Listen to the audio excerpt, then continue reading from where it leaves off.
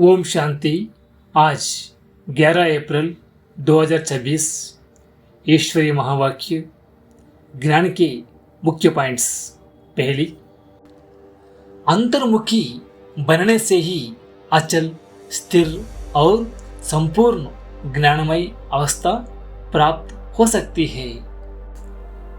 मन रूपी मंदिर को सदा ईश्वरीय गुणों की मूर्तियों से सजाकर पवित्र रखना है। दूसरों की भूल सुधारने के लिए योग शक्ति द्वारा उनके अशुद्ध संकल्पों को भस्म करना ही सच्ची सेवा है। जब हम तन, मन और धन यज्ञ में स्वाहा कर देते हैं तो मन में कोई विकल्प नहीं आना चाहिए। फूलों को मूल्यवान बनाने के लिए माली द्वारा दी गई सावधानी को प्रेम से स्वीकार करना चाहिए। जो क्रोध के वश होकर आए व्यक्ति के सामने ज्ञान स्वरूप बचपन की मुस्कुराहट से जीत पानी है। पुरुषार्थी जीवन में पहले ज्ञान स्वरूप बनना आवश्यक है, क्योंकि ज्ञान के बिना केवल प्रेम विघ्न डाल सकता है। साक्षीपन की अवस्था धारण करने से जो पुराने कर्मों का हिसाब चुकता होता है और भविष्य सुखद बनता है। ड्रामा के हर सीन को बनाया खेल समझकर बिना किसी संशय के सदा हर्षित रहना है। धैर्यवत अवस्था का आधार ठहरो और देखो का अभ्यास करना है। अंतर्मुखी बच्चे ज्ञान रूप अवस्था में रहकर इन महावाक्यों को धारण करो, तब अपना व अन्य आत्माओं का कल्याण कर सकेंगे। प्रश्न: सर्वोत्तम सच्ची सर्विस कौन सी है? यथार्थ सर्विस का सूक्ष्म और महीन राज क्या है? उत्तर: जब किसी से कोई भूल होती है तो उसे सावधान करने के साथ सूक्ष्म रीति से अपनी योग शक्ति उन तक पहुंचाकर उनके अशुद्ध संकल्पों को भस्म करना, यही सर्वोत्तम सच्ची सर्विस है। साथ साथ अपने ऊपर भी अटेंशन देना, मनसा में भी कोई अशुद्ध संकल्प उत्पन्न ना हो, इसमें खुद भी सावधान रहना और दूसरों प्रति ऐसी दिव्य सर्विस करना, यही सर्विस का सूक्ष्म और महीन राज है। ओम शांति। हर एक पुरुषार्थी बच्चे को पहले अंतर्मुख अवस्था अवश्य धारण करनी है। अंतर्मुखता में बड़ा ही कल्याण समाया हुआ है। इस अवस्था से ही अचल, स्थिर, धैर्यवत, निर्माण चित्त इत्यादि दैवी गुणों की धारणा हो सकती है तथा संपूर्ण ज्ञानमयी अवस्था प्राप्त हो सकती है।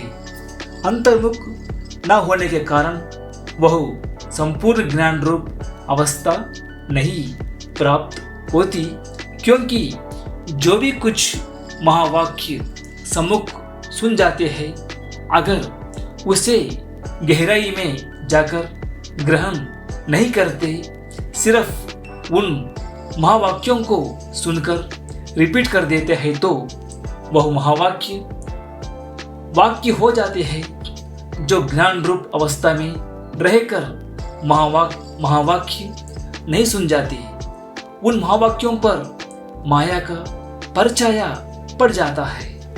अब ऐसी माया के अशुद्ध वाइब्रेशन से भरे हुए महावाक्य सुनकर सिर्फ रिपीट करने से खुद सहित औरों का कल्याण होने के बदले अकल्याण हो जाता है। इसलिए हे बच्चों, एकदम अंतर्मुखी बन जाओ। आपका यह मन मंदिर सदृश है। जैसे मंदिर से सदैव खुशबू आती है, ऐसे मन मंदिर जब पवित्र बनता है तो संकल्प भी पवित्र इमर्ज होते हैं। जैसे मंदिर में सिर्फ पवित्र देवी देवताओं के ही चित्र रखे जाते हैं, ना कि दैत्यों की, ऐसे तुम बच्चे अपने मन व दिल रूपी मंदिर को सर्व ईश्वरीय गुणों की मूर्तियों से सजा दो। वे गुण है निर्मोह, निर्लोभ, निर्भय, धैर्यवत, निरहंकार इत्यादि, क्योंकि ये सब तुम्हारे ही दिव्य लक्षण है। आप बच्चों को अपने मन में अपने मन मंदिर को उजियारा अर्थात संपूर्ण शुद्ध बनाना है।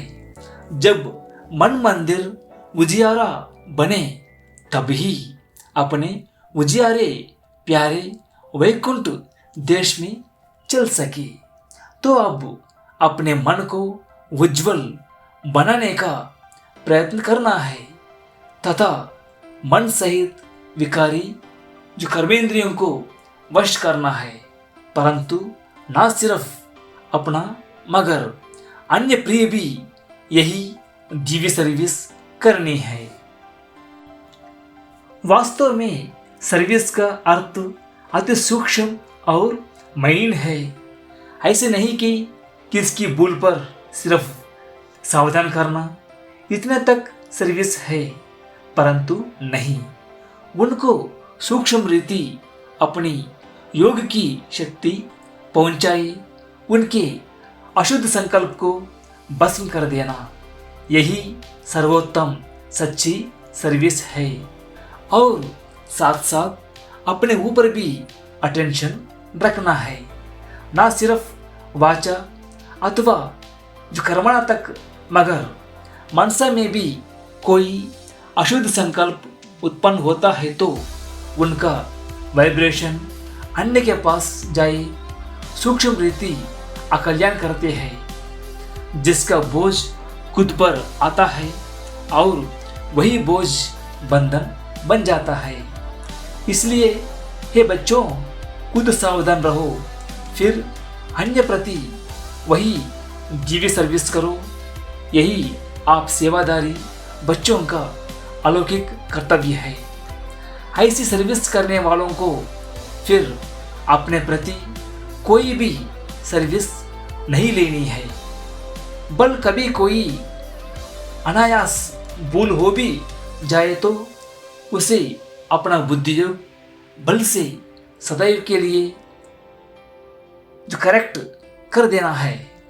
ऐसे तीव्र पुरुषार्थी थोड़ा भी इशारा मिलने से शीघ्र महसूस करके जो परिवर्तन कर लेता है और आगे के लिए अच्छी रीति अटेंशन रख चलता है। यही विशाल बुद्धि बच्चों का कर्तव्य है। हे मेरे प्राणों, परमात्मा द्वारा रचे हुए इस अविनाशी राजस्व ज्ञान यज्ञ प्रति तन मन धन को संपूर्ण रीति से स्वाहा करने का राज बहुत महीन है। जिस घड़ी आप कहते हो कि मैं तन मन धन सहित यज्ञ में स्वाहा अर्थात अर्पण हो मर चुका, उसी घड़ी से लेकर अपना कुछ भी नहीं रहता। उसमें भी पहले तन मन को संपूर्ण रीति से सर्विस में लगाना है। जब सब कुछ यज्ञ अथवा परमात्मा के प्रति है तो फिर अपने प्रति कुछ रह नहीं सकता।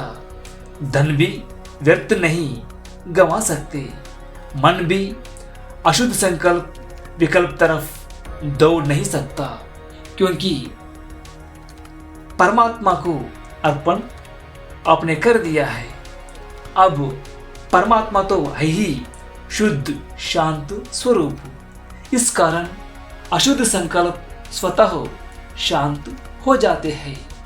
अगर मन माया के हाथ में दे देते तो माया वैरायटी रूप होने के कारण अनेक प्रकारों के विकल्प उत्पन्न कर मन रूपी घोड़े पर आई सवारी करती है।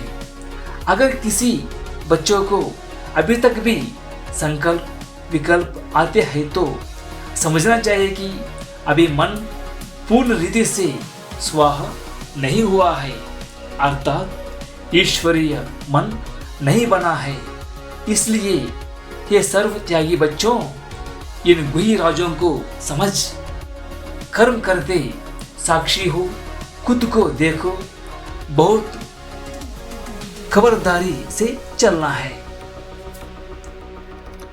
स्वयं गोपी वल्लभ तुम अपने प्रिय गोप गोपियों को समझा रहे हैं कि तुम हर एक का वास्तविक सच्चा प्रेम कौन सा है।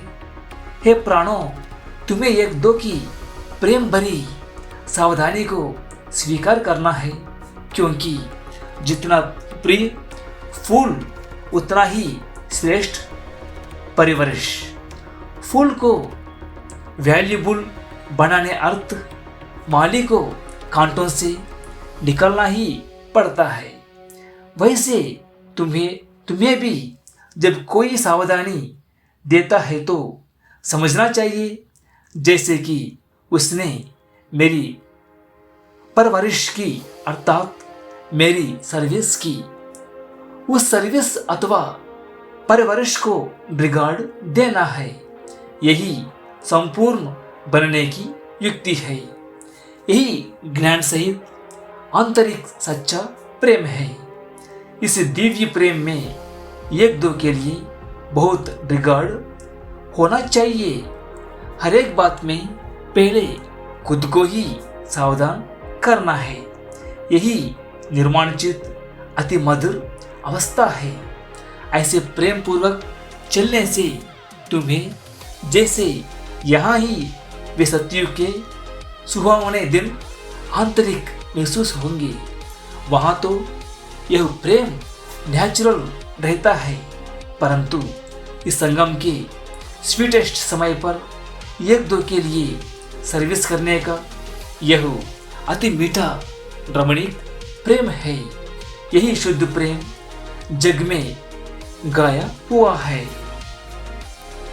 तुम हर एक चैतन्य फूलों को हरदम हर्षित मुख हो रहना है, क्योंकि निश्चय बुद्धि होने के कारण तुम्हारी नस नस में संपूर्ण ईश्वरीय ताकत समाई हुई है। ऐसी आकर्षण स्थिति अपना दिव्य चमत्कार अवश्य निकालती है। जैसे छोटे निर्दोष बच्चे शुद्ध पवित्र होने के कारण सदैव हंसते रहते हैं और अपने रमणीक चरित्र से सबको बहुत खींचते हैं, वैसे तुम हर एक की ऐसी ईश्वरीय रमणीक जीवन होनी चाहिए। इसके लिए तुम्हें किसी भी युक्ति से अपने आसुरी स्वभावों पर जीत प्राप्त करनी है। जब कोई को देखो कि यह क्रोध विकार के वश हो मेरे सामने आते हैं तो उनके सामने ज्ञान रूप हो बचपन की मीठी रीति से मुस्कुराते रहो तो वो खुद शांतिचित हो जाएगा, अर्थात विस्मृति स्वरूप से स्मृति में आ जाएगा।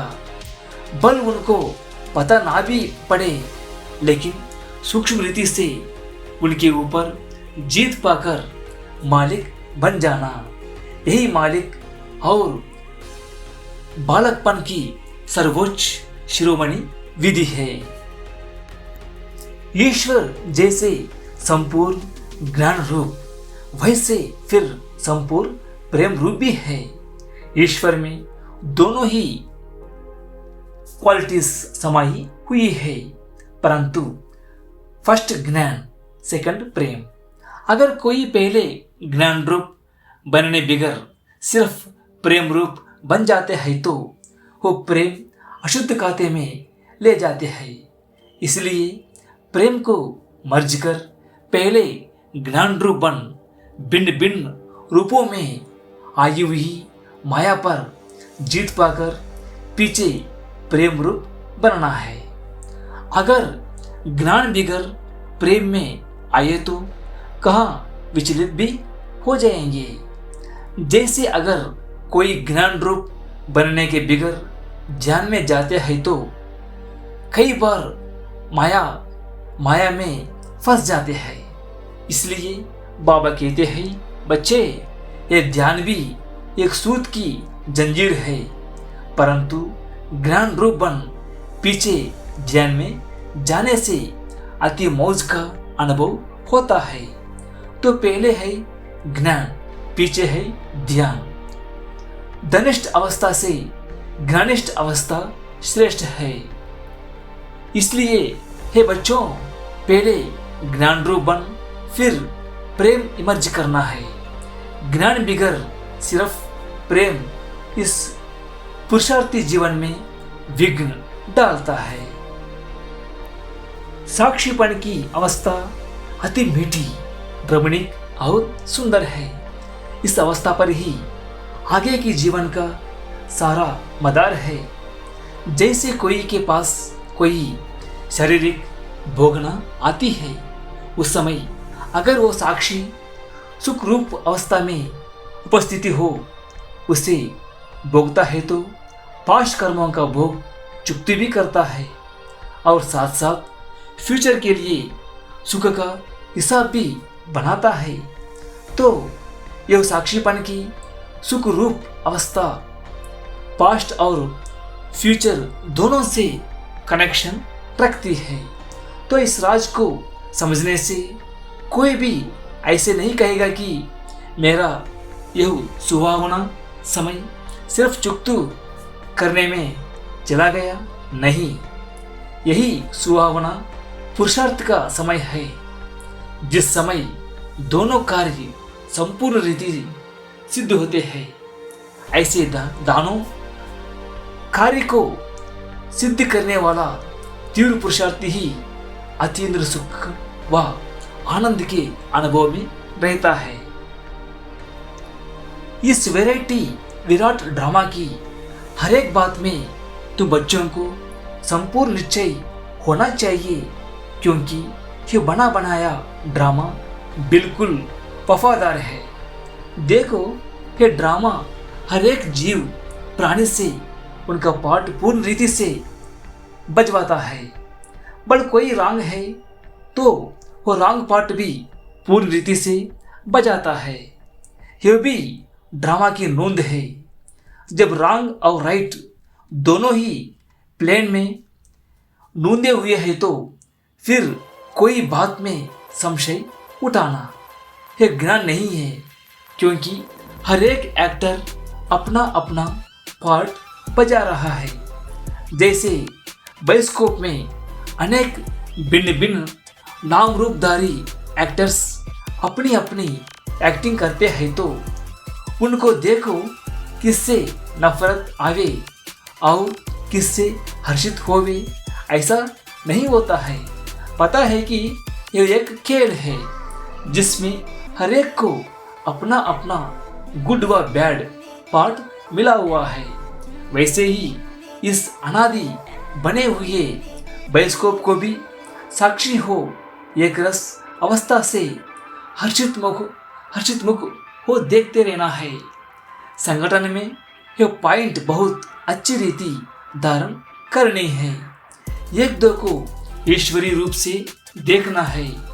महसूसता का ज्ञान उठाए सर्व ईश्वरीय गुणों की धारणा करनी है। अपने लक्ष्य स्वरूप की स्मृति से शांत चित्त, निर्माण चित्त, धैर्यवत, मिठास, शीतलता इत्यादि सर्व दैवी गुण इमर्ज करने हैं। धैर्यवत अवस्था धारण करने का मुख्य फाउंडेशन वेट एंड सी हे मेरे प्रिय बच्चों, वेट अर्थात धैर्य धरना, सी अर्थात देखना। अपने दिल भीतर पहले धैर्यवत गुण धारण कर, उसके बाद फिर बाहर में विराट ड्रामा को साक्षी हो देखना है। जब तक कोई भी राज सुनने के समय समीप आवे, तब तक धैर्यवत गुण की धारणा करनी है। समय आने पर उस धैर्यता, उसके गुण से राज सुनने में कभी भी विचलित नहीं होंगे। इसलिए हे पुरुषार्थी प्राणों, जरा ठहरो और आगे बढ़कर राज देखते चलो। इस ही धैर्यवत अवस्था से सारा कर्तव्य संपूर्ण रीति से सिद्ध होता है। ये गुण निश्चय से बांधा हुआ है। ऐसे निश्चय बुद्धि साक्षी दृष्टा हो, हर खेल को हर्षित चेहरे से देखते आंतरिक धैर्यवत और अडोल चित्त रहते हैं। यही ज्ञान की परिपक्व अवस्था है, जो अंत में संपूर्णता के समय प्रैक्टिकल में रहती है। इसलिए बहुत समय से लेकर इस साक्षीपन की अवस्था में स्थित रहने का परिश्रम करना है। जैसे नाटक में एक्टर को अपना मिला हुआ पार्ट पूर्ण बजाने अर्थ आगे से ही रिहर्सल करनी पड़ती है, वैसे तुम प्रिय फूलों को भी आने वाली बारी परीक्षाओं में योग बल द्वारा पास होने के लिए आगे से ही रिहर्सल अवश्य करनी है। लेकिन बहुत समय से लेकर अगर ये पुरुषार्थ किया हुआ नहीं होगा तो उस समय घबराहट में फेल हो जाएंगे। इसलिए पहला अपना ईश्वरीय फाउंडेशन पक्का रख देवी गुणधारी बन जाना है। ज्ञान स्वरूप स्थिति में स्थित रहने से स्वतः शांत रूप अवस्था हो जाती है। जब ज्ञानित आत्मा बच्चे इकट्ठे बैठकर मुरली सुनते हैं तो चारों तरफ शांति का वायुमंडल बन जाता है, क्योंकि वे कुछ भी महावाक्य सुनते हैं तो आंतरिक डीप चले जाते हैं। डीप जाने के कारण आंतरिक उन्हों को शांति की मीठी महसूसता होती है। अब इसके लिए कोई खास बैठकर मेहनत नहीं करनी है, परंतु ज्ञान की अवस्था में स्थित रहने से ये गुण अनायास आ जाता है। तो बच्चे जब सवेरे सवेरे उठकर एकांत में बैठते हो तो शुद्ध विचारों रूपी लहरें उत्पन्न होती है। उस समय बहुत उपराम अवस्था होनी चाहिए। फिर अपने निज शुद्ध संकल्प में स्थित होने से अन्य सब संकल्प आपे ही शांत हो जाएंगे और मन अमन हो जाएगा, क्योंकि मन को वश करने अर्थ भी कोई ताकत तो अवश्य चाहिए। इसलिए पहले अपने लक्ष्य स्वरूप के शुद्ध संकल्प को धारण करो। जब आंतरिक बुद्धि योग कायदे प्रमाण होगा तो तुम्हारी यह निर्संकल्प अवस्था स्वतः ही हो जाएगा। अच्छा,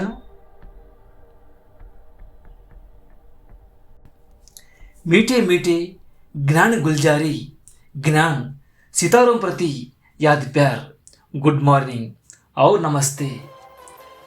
रूहानी बाप की, रूहानी बच्चों के नमस्ते। हम सभी रूहानी बच्चों की रूहानी माता पिता बाप दादा को याद प्यार और नमस्ते नमस्ते। शुक्रिया बाबा, शुक्रिया। धारणा के लिए मुख्य सार। पहली, अपने लक्ष्य स्वरूप की स्मृति से शांत चित्त, निर्माण चित्त, धैर्यवत, मिठास, शीतलता आदि सर्वदेवी गुण धारण करने हैं। दूसरी, निश्चय बुद्धि साक्षी दृष्टा हो, इस खेल को हर्षित चेहरे से देखते आंतरिक धैर्यवत और अडोल चित्त रहना है। बहुत समय से लेकर इस साक्षीपन की अवस्था में स्थित रहने का पुरुषार्थ करना है। वरदान, एक ही रास्ता और एक से रिश्ता रखने वाले संपूर्ण फरिश्ता भव। निराकार व साकार रूप से बुद्धि का संग व रिश्ता एक बाप से पक्का हो तो फरिश्ता बन जाएंगे। जिनके सर्व संबंध व सर्व रिश्ते एक के साथ है वही सदा फरिश्ते हैं। जैसे गवर्नमेंट रास्ते में बोर्ड लगा देती है कि यह रास्ता ब्लैक है, ऐसे सब रास्ते ब्लैक बंद कर दो तो बुद्धि का भटकना छूट जाएगा। बाप दादा का यही फरमान है कि पहले सब रास्ते बंद करो, इससे सहज फरिश्ता बन जाएंगे। स्लोगन, सदा सेवा के उमंग उत्सव में रहना यही माया से सेफ्टी का साधन है। ये अव्यक्त इशारे महान बनने के लिए मधुरता और नम्रता का गुण धारण करो। आपका बोल और स्वरूप दोनों साथ साथ हो। बोल स्पष्ट भी हो, उसमें स्नेह भी हो, नम्रता और मधुरता भी हो, सच्चेता भी हो, लेकिन स्वरूप की नम्रता भी हो। इसी रूप से बाप को प्रत्यक्ष कर सकेंगे। निर्भय हो लेकिन बोल मर्यादा के अंदर हो। जब इन दोनों बातों का बैलेंस हो तब कमाल दिखाई देगी। फिर आपके शब्द कड़े नहीं मीठे लगेंगे। ओम शांति।